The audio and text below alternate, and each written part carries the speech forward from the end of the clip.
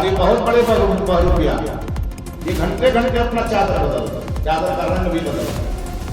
तो ऐसे बहरूपिया को बिहार की जनता ने तो रिजेक्ट कर ही दिया। खोदा पहाड़ निकली चूहिया, नतीजा कैसा निकला आपको मालूम है।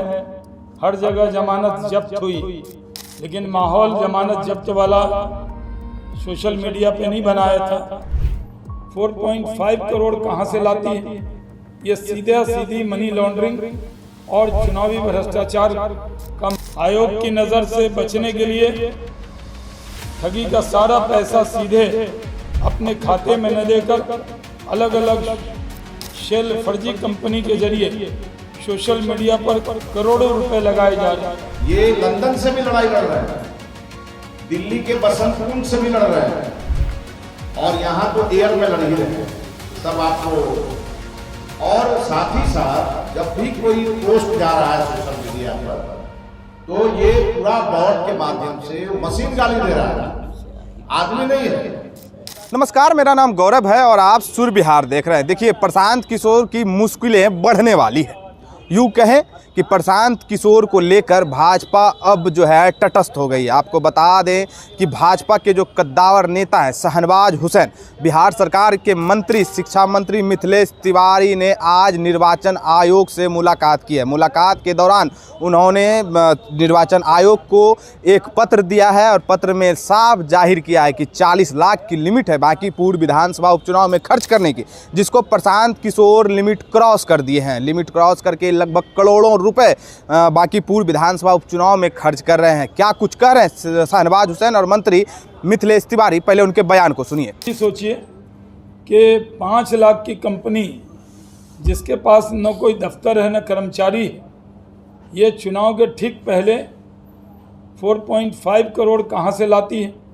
ये सीधी मनी लॉन्ड्रिंग और चुनावी भ्रष्टाचार का मामला है।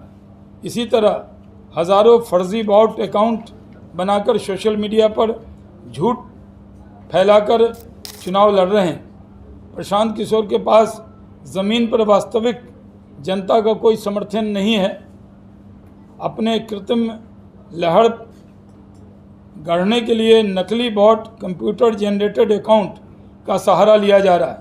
जो कंप्यूटर जनरेटेड अकाउंट होता है वो किसी का होता नहीं है। एक बार में 5,000 10,000 कंप्यूटर जनरेटेड अकाउंट बनाकर और उसको सिर्फ जो पोस्ट है उसको वायरल किया जाता है, जबकि कोई वास्तविक में नहीं होता है।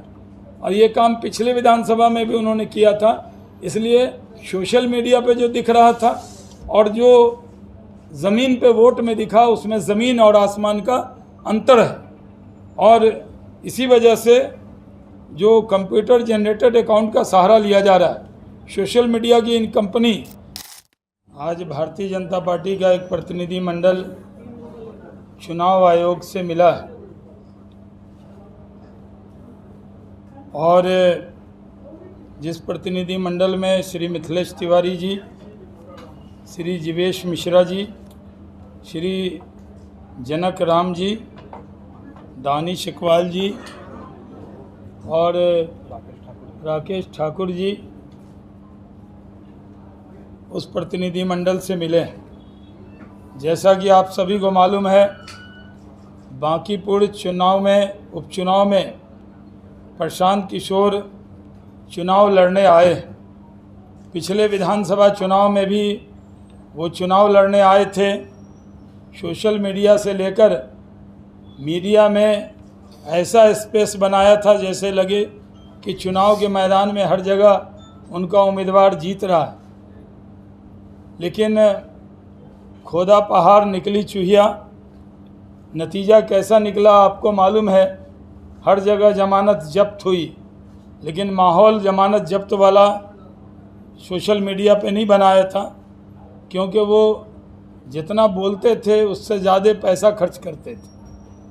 और इसलिए अभी प्रजातंत्र में जो चुनाव लड़ने के लिए सभी का स्वागत है, कोई भी चुनाव लड़ सकता है।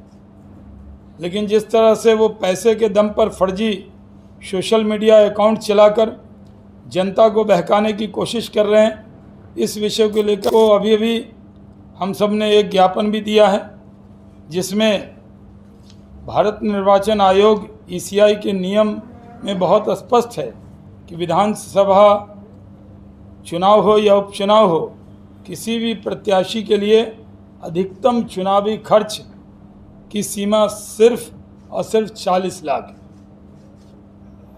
बांकीपुर उपचुनाव में आचार संहिता लागू होने के बाद प्रशांत किशोर ने कानूनी सीमा को ठेंगा दिखाते हुए करोड़ों रुपए पानी की तरह बहा दिया है और सीमा क्रॉस कर चुके हैं।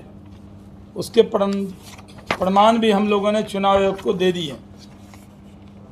आयोग की नज़र से बचने के लिए ठगी का सारा पैसा सीधे अपने खाते में न देकर अलग अलग शेल फर्जी कंपनी के जरिए सोशल मीडिया पर करोड़ों रुपए लगाए जा रहे हैं।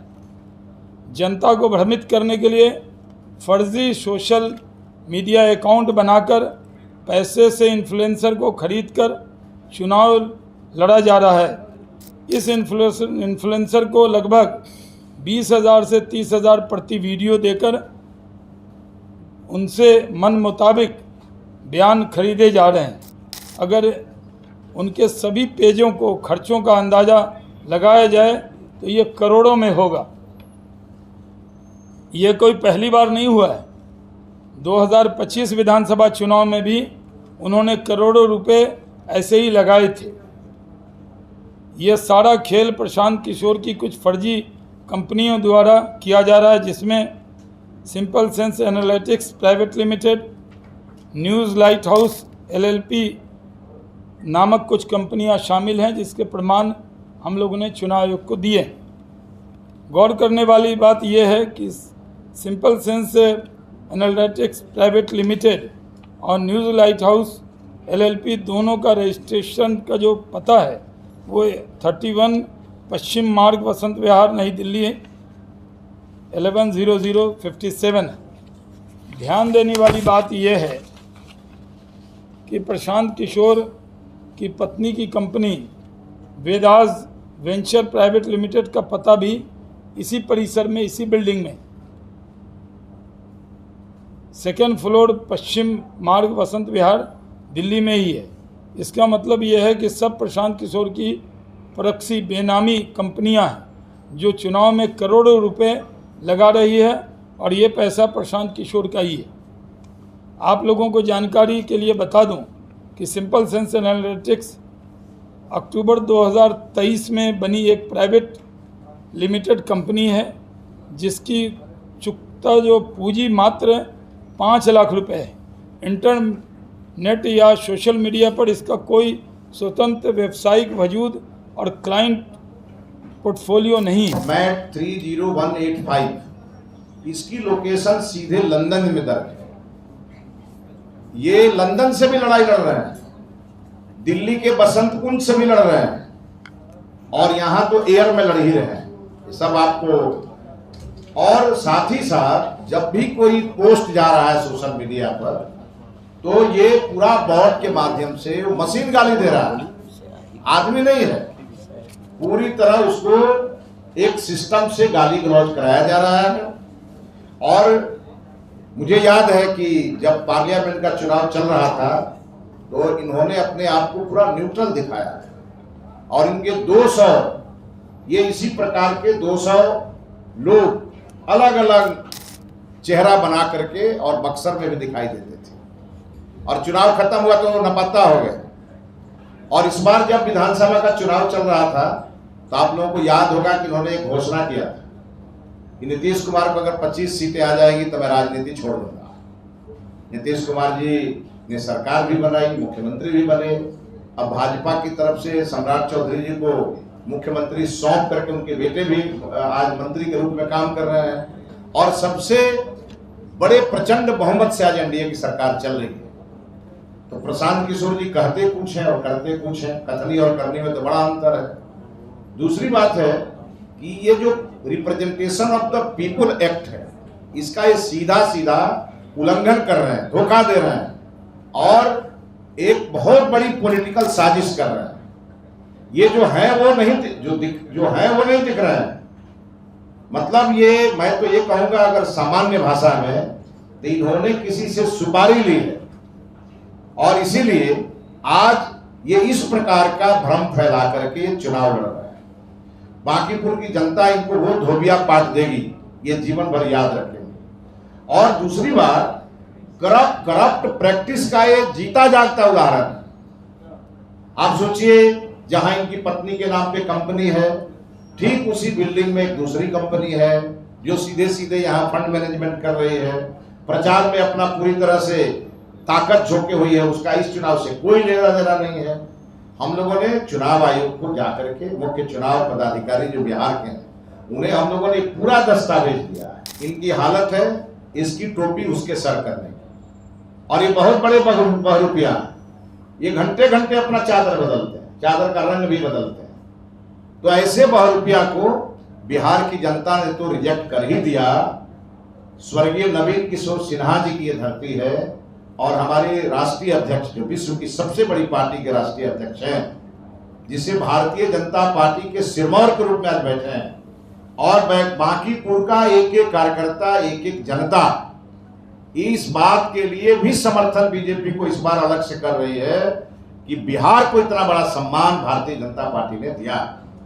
और इसीलिए इसमें इनका कोई दाल गल नहीं रहा है। अब ये कभी कलकत्ता जाते हैं, वहां से घोषणा करते हैं कि 11 बजे तक ही सरकार बना देंगे। सरकार हम लोगों की बन गई तो वहां भी दाल नहीं गली। जो काम ये करते थे अब उसके लिए कोई ठेका इनको मिल नहीं रहा है।